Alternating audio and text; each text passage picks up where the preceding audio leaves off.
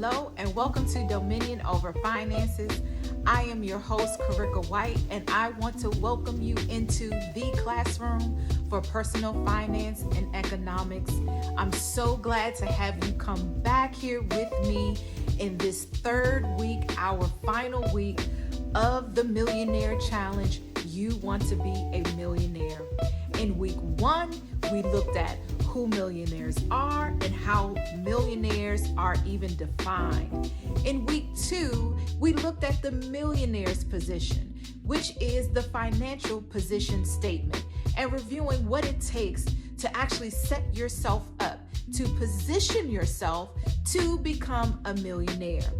Now, in this third week, our last week to wrap up this challenge, I'm going to go over with you a plan, a step-by-step plan to set you off to soar financially in 2021.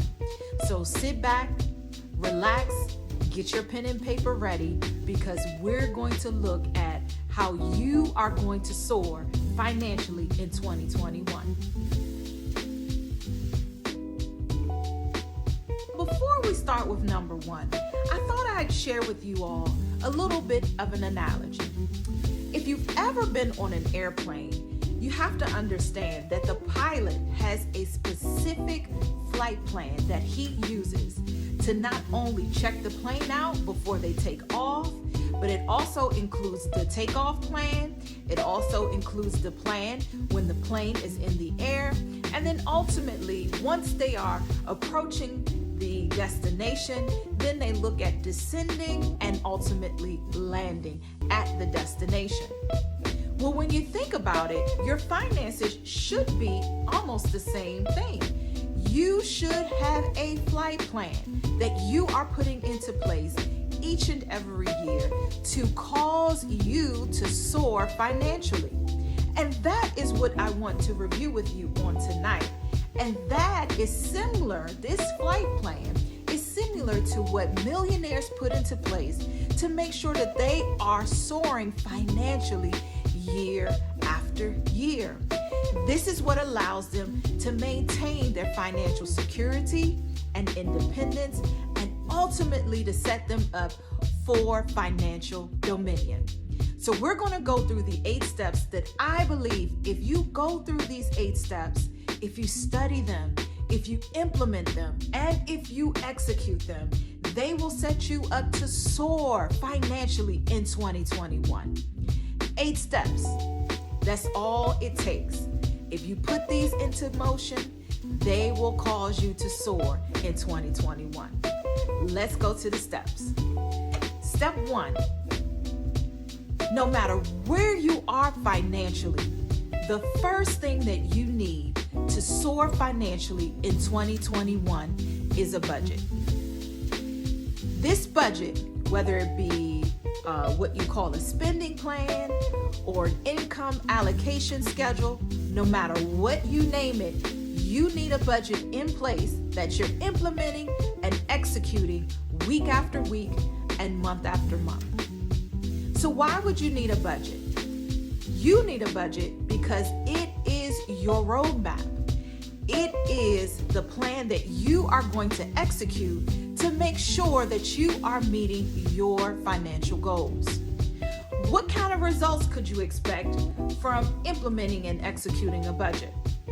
Well, that budget should highlight for you where the money is. So what do I mean by that? I mean, your budget is going to tell you where the extra dollars are hiding, whether you're overspending, whether you're paying a little too much on your cable bill, what have you. Your budget is going to outline and detail those areas where you can find extra dollars to put towards your financial goals. And that, my friends, is very important for you. So, step number 1 is you need a budget. You want to implement it and execute it for 2021. Now, that leads me to step number 2. And that step is make it automatic. So what do I mean by that? Well, you want to make a couple things in your budget automatic. You want to automate your bill payments. You want to automate your savings. You want to automate your retirement accounts or your retirement contributions. And you want to automate your investment contributions. So why is automating so important? Automating is important because if you fail to automate, there is that little bitty temptation to want to take those dollars that would otherwise go to bills or go to savings or go to investments or retirements. You may take that money and you may go and buy those shoes you may be wanting to buy. Or you may want to go out and get the latest iPhone or something like that.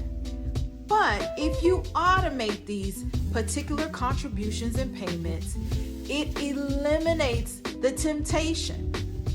That's why it is so important to automate. Now, let's look at a couple other aspects of automating. You may ask, well, how do I really go about doing this? You go about automating by creating what I like to call financial buckets. Or simply put, these are separate financial accounts that you're going to set up so that you can meet the certain things that you want to allocate with your income. So for example, and I'll use myself in this particular one, I have my funds coming to one main account. From that one main account, I then disperse to a bill payment account, and then I then disperse to an investment account. Now, the thing with me is I have an employee-sponsored retirement plan, so actually that money is already shaved off and it goes automatically to my sponsored retirement account. So really, I don't have to automate that one so much. And then I also have a savings bucket, and I have money that is automatically allocated there. So you see, with me allocating and putting money in these different financial buckets, it eliminates the temptation of me wanting to go into those specific accounts and take money out. Now here's the key. The key is those financial buckets that I have set up are set up at different financial institutions. Hence, further eliminating the temptation for me to want to go in and take that money out and just spend it on just random things or things that aren't as important as paying my bills, saving, investing for the future, and investing for retirement. So, step number 3 is this: give yourself a raise. So we're in the month of January, and normally in the month of January, a lot of employers give their employees raises. What many of us fail to do, though, is to continue to decrease our expenses such that when we get those raises aren't being allocated to, say, bills or other things like that. So when I say give yourself a raise, I'm telling you to give yourself a raise in these important categories. Now, you may not be able to do them all at the same time, but I want you to try to, in this first year, say, increase 1 or 2 of them, and then every year after that, go after the other few categories. The first place you want to give yourself a raise is in savings, okay? You want to make sure that every year you are increasing your savings. The second place you want to give yourself a raise in is in retirement. You want to make sure that you are incrementally increasing the contributions you make to your retirement account. The next place you want to make sure you're giving yourself a raise is in your credit score. It is so very important that you give your credit a boost every year. Why? Because that can save you thousands of dollars. Now, you give yourself a credit score increase by decreasing your credit utilization or making other improvements to your credit. But nevertheless, you want to make sure you give yourself that boost and that increase in your credit score.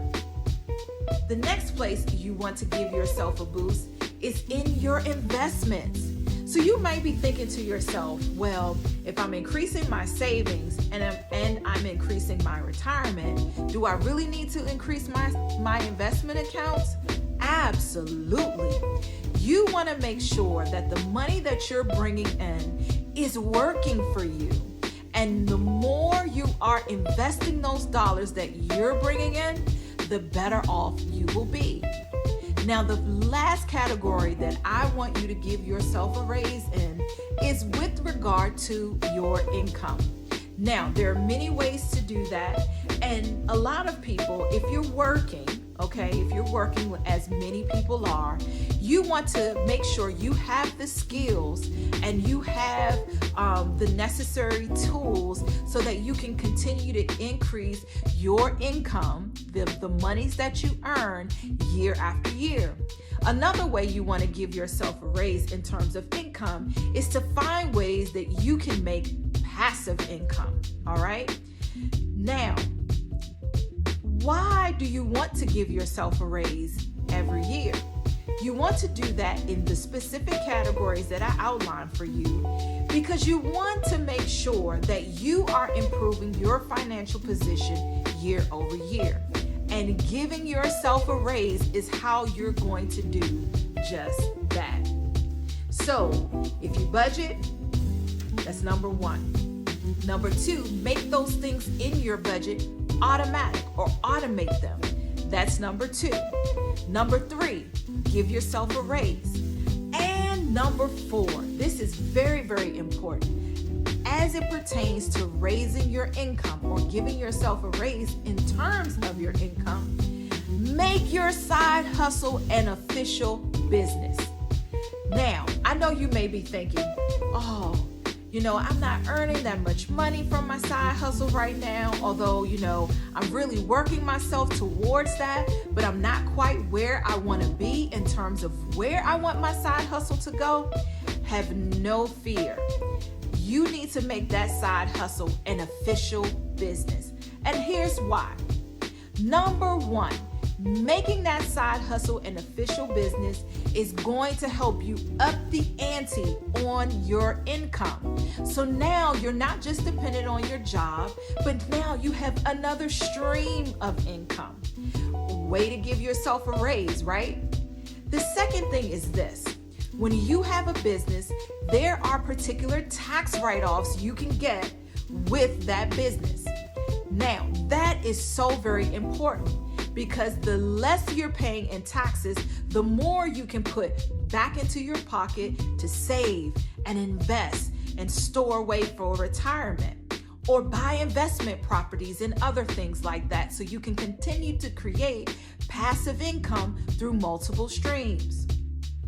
The last reason why you want to make that side hustle an official business is because it is a great way to increase your legacy and your wealth. You making your side hustle a business is a great way that you can pass on that business to future generations. Now, if it's just a side hustle, you may not be able to do that. And we know that you can pass on a job to future generations. So make your side hustle your business and do it today. What do you need to do to get started? All you need to do is register your business with the state and local authorities wherever you live. Then you want to get your employer identification number or your EIN, and you get that through the federal government. Then you want to look at getting your business bank account and setting up a business credit profile. But all of those things you can find very easily and you can do very easily. But you've got to make it up in your mind that you're going to turn that side hustle into a business. Do it so that you can make sure that in 2021 you are soaring financially. Now on to step number five is insure like your life depends on it. So I want to tell you on tonight that you are your most valuable asset. And because you are your most valuable asset, you want to make sure that your life is insured. But not only do you want to insure your life, you want to insure your other valuable assets. So, depending on where you are financially, there are about 4 to 6 categories that you want to make sure, in terms of insurance, you want to make sure you have. Let's start with the first. You want to make sure that your life is insured. Life insurance is such a valuable tool to make sure that you are creating wealth for the generations to come. And the benefit of life insurance is that most often, and in just about every case, when you pass on life insurance, you are doing that tax-free. So 1, you want to have life insurance. Number 2, you want to have health insurance. I don't know if you know this, but health insurance is one of the main reasons that people file bankruptcy. So you want to make sure that you're not only insuring your life once you pass on, but you also want to make sure you are insuring your life even while you're living. So life insurance and health insurance are paramount. So now the next 2 you want to make sure you add. Now these are dependent upon whether or not you own a home or you own an automobile. So life insurance, health insurance, home insurance, and auto insurance. Those are the big 4 that you want to make sure that you have. Now, let's just say you may not own a home. Maybe you're renting. If you are renting, it is wise to have renter's insurance. It's relatively inexpensive, and it will cover your assets that you have that you want to make sure you protect. Now, we talked about life insurance, we talked about health insurance, we talked about home and auto, or renters and auto. So there are 2 other insurance categories I want to make sure that you are aware of. The 5th life insurance, or let me call it insurance category, is disability insurance. So I'm going to tell you a little story, and that story is this. A few years ago, my husband fell ill, and it was unexpected, and it was very sudden, and he was in the hospital for literally, it felt like more than a year, but he was in the hospital for several months. That journey was not only a daunting task, but there were certain things that I didn't realize in terms of not only health insurance, but I didn't realize that in the event that he was out of work for an extended period of time, his income would not be covered. And so I learned the hard way that disability insurance is an important insurance. Now, not disability from a Social Security perspective, but disability insurance in terms of insurance that will replace income in case you fall sick and in case you are out of work. Statistically, when you look at it, they say about 1 in 4 adults in the U.S. has some form of disability. And it follows about the same statistic, about 1 in 4, if not more people, will find themselves disabled at some point during their career. So disability insurance, if you can afford it, and if you can fit it into your financial plan, may be an important insurance to have. The 6th and final insurance category that I want to make sure you are aware of is long-term care insurance. Now, I know a lot of people don't talk about it. I know that it can be an expensive insurance, but here's the thing about really all insurance policies. The key to it is buying in early. If you can jump in early when you are, say, in your 20s or in, your early 30s, That makes those insurance policies so much cheaper. Life insurance, disability insurance, long-term care insurance, they become less expensive when you get in early. So that's the key with insurance. You've got to understand the importance of it very early on and jump into it as soon as you can. Now, the other benefit to insuring your life, like your life depends on it, is because of your family. It is a great way that you build wealth, and it is a great way that you leave a lasting legacy. So that was number 5. So what about number 6? Number 6 is very, very important, and a lot of people overlook it because they think that this is just a strategy for the rich. But I want to assure you that it is not. And that is, everybody has to have a tax strategy. Now, there's a difference between tax compliance and tax planning. Tax compliance is simply filing your taxes every year and just hoping and praying that you don't have to pay Uncle Sam, and jumping for joy if you're on the other end and you get a return. However, tax planning is to minimize the taxes that you actually pay to Uncle Sam.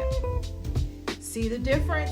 Tax compliance, I just basically give Uncle Sam whatever and pray that I, don't owe him more? Or do I plan my taxes and have a specific strategy that I'm rolling out so that I can minimize what I owe to Uncle Sam? Well, how do you get into having a tax strategy and having a tax plan? Well, you need to find an expert who specializes in tax planning. This is a viable industry, and there are tax accountants out there and tax specialists out there who specialize in tax planning. If you can afford it, it would behoove you.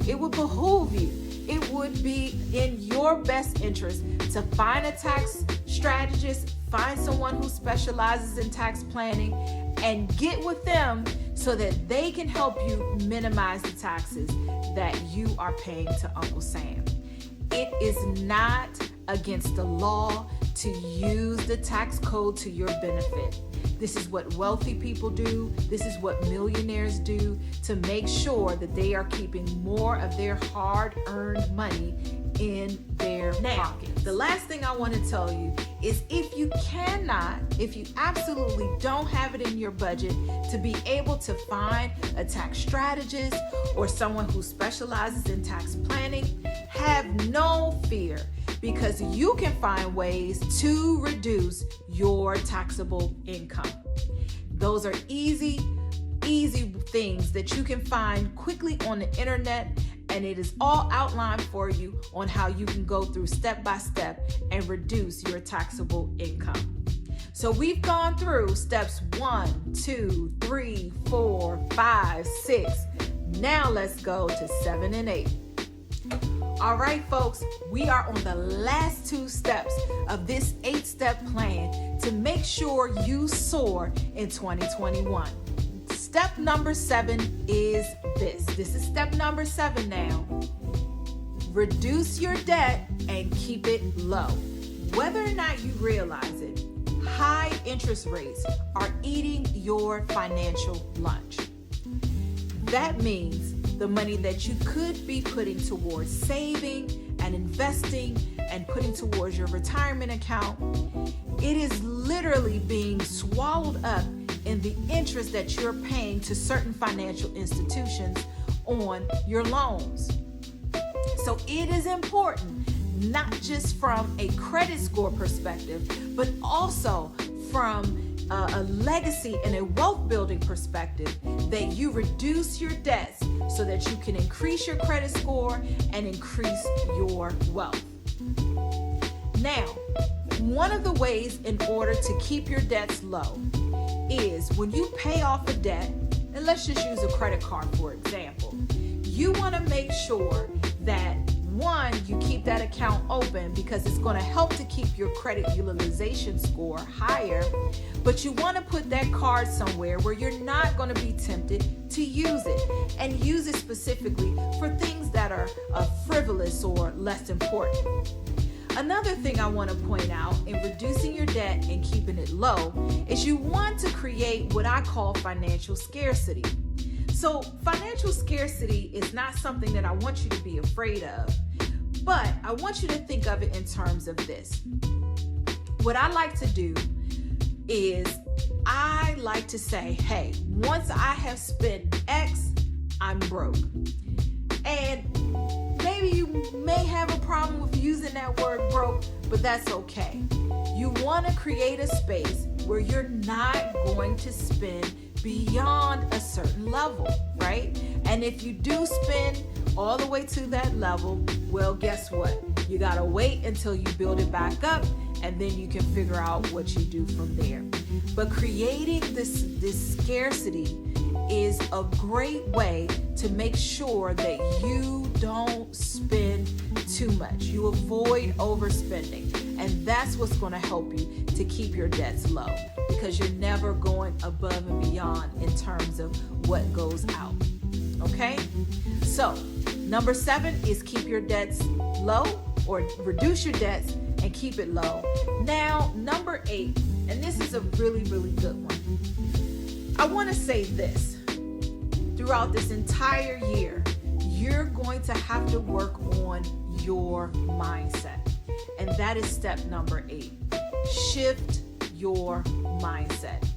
You've got to shift your mindset from being a consumer to being a producer. You want to be the one that produces wealth. You want to be the one that produces a legacy for your family. You want to be the one that is in a mode of production and financial fruitfulness. And this 8-step plan will help you get there if you implement the steps. So you go from being a consumer to a producer to one who adds value. That's how you want to be able to make the shift and to shift your mindset. Now, in order to do that, you're going to have to do a little bit of soul searching.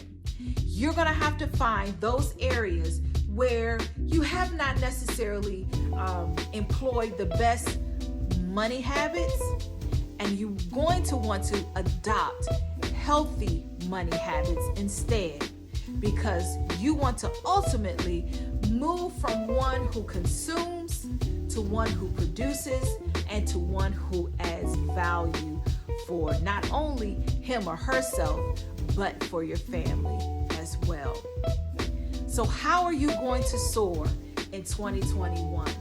Here's your 8-step plan in a quick recap. Step number 1 is to budget. Step number 2 is to make that budget automatic as much as you can. Step number 3 is to give yourself a raise. Step number 4, you want to turn that side hustle into a business. Step number 5, ensure like your life depends on it, because it does, and your family's life depends on it too.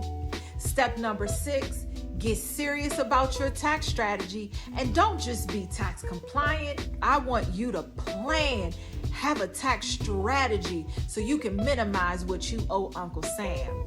Step number 7, oh, it gets good here, because not only are you going to reduce debt, but you're going to keep it low. And step number 8, you're going to shift your mindset by getting rid of those poor money habits and adopting healthy money habits to get you through 2021. Folks, that's all I have for tonight. I know I went a little bit longer than I normally do, but I wanted to make sure that I left you with a solid plan on how you can ascend that financial ladder. You can get up into the air just like that airplane, and you can take off and you can continue to go to increasing altitudes year after year because you're ready to financially soar. So I hope this was helpful for you on tonight. I hope you're ready to soar financially in 2021. And I hope you will be back here with me again. And until next week, my friends, soar in 2021.